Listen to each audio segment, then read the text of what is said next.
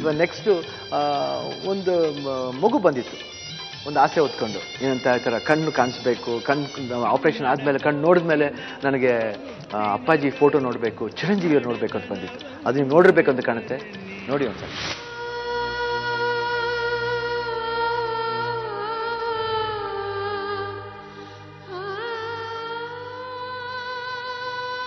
ನಮ್ಮ ಪಾಪುನ ಎಲ್ಲರಂತೆ ಅಡ್ಡಾಡಬೇಕು, ಚೆನ್ನಾಗಿ ಇರಬೇಕು ಎಂಬುದು ಆಸೆ ಐತೆ ಸರ್. ಅದಕ್ಕೆ ಯಾರನ್ನ ಕಣ್ಣು ಕೊಟ್ಟು ನಮ್ಮ ಪಾಪು ದೃಷ್ಟಿ ಬರಂಗೆ ಮಾಡಿದ್ರೆ ಅಂತ ಬೇಡ್ಕೊಂತೀವಿ.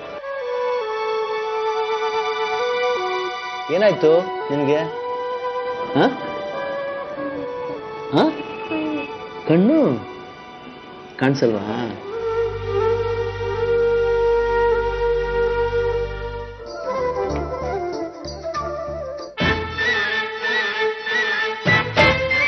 I had a wonderful feelings at that time when she got the vision, when she was looking at me, she said, Chiranjeevi.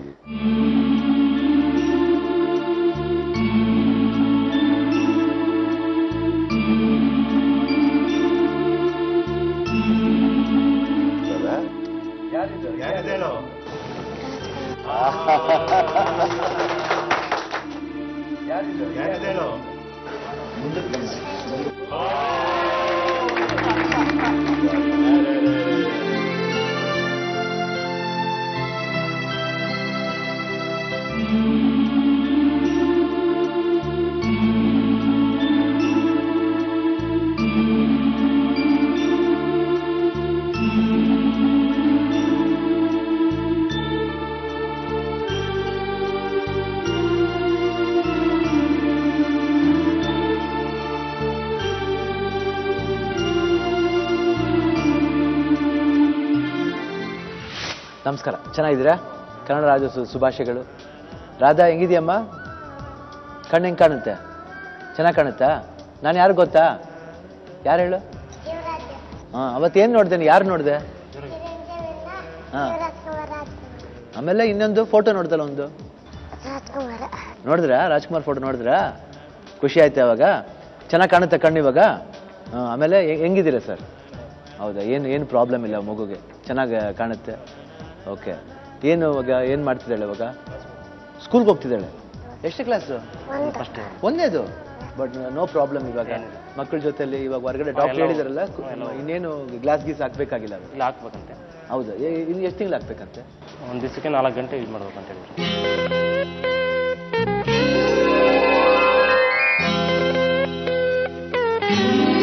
ಸಂತೋಷ ಆಯ್ತಾ ನಿಮಗೆ? Very good, very good. Okay, ಚೆನ್ನಾಗಿ ಓದು. ಒಳ್ಳೆ ಹೆಸರು ತಗಮ್ಮ. Okay, very good. ನೋಡಿ, ರಾಧಾ ಕಣ್ಣು ಬಂತು, ಅವಳ ಆಸೆನ ಪೂರೈಸ್ಕೊಂಡು ಇವಾಗ ಸಂತೋಷವಾಗಿದ್ದಾಳೆ. ಸ್ಕೂಲ್ಗೆ ಬೇರೆ ಹೋಗ್ತಿದ್ದಾಳಂತೆ. ಆ ಸ್ಕೂಲ್ ಕ್ಲಿಪ್ಪಿಂಗ್ಸ್ ನೋಡಿ ಎಂಜಾಯ್ ಮಾಡಿ. ಕತ್ತಲೆಯಲ್ಲಿದ್ದ ರಾಧಾ ಈಗ ಬೆಳಕನ್ನು ಕಂಡಿದ್ದಾಳೆ. ಈಗವಳು ಶಾಲೆಯಲ್ಲಿ ಕಲಿಯುತ್ತಿದ್ದಾಳೆ. ಕಣ್ಣಿನ ಬೆಳಕಿನ ಮೂಲಕ ಜಗತ್ತನ್ನು ನೋಡುತ್ತಿದ್ದಾಳೆ.